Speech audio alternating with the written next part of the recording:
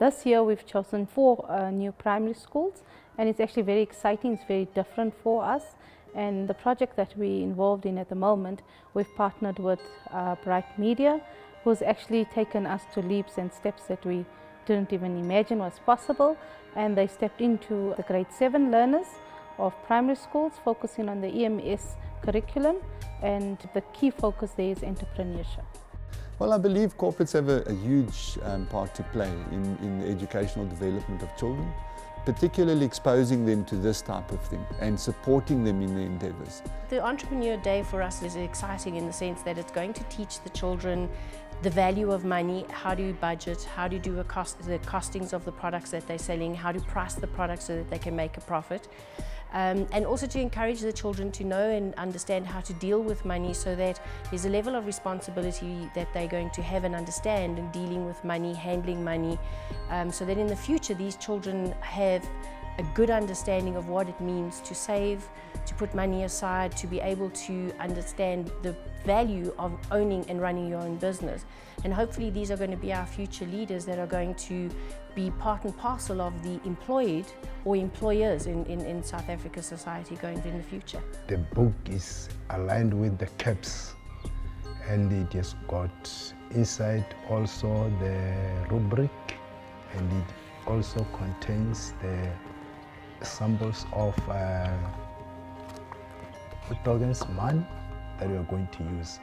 Now, over the last 17 years, I think we've turned it into a very workable situation whereby we know exactly what is expected on market day. So children will be mentored by me, and I also think because it comes from a different platform and not the teacher, they will take the instruction. So I go in with a whole brief on it, start off what is market day, where we expect them to do a SWOT analysis. Then there's rubrics given. They have to go and do research and find out how they can sell their product. They then do the market research and find out what produce is needed. And then we also give them a time frame to operate in. You can't disrupt the school for a whole day. As a part of their market day, they have to pay overheads like any other business would pay overheads.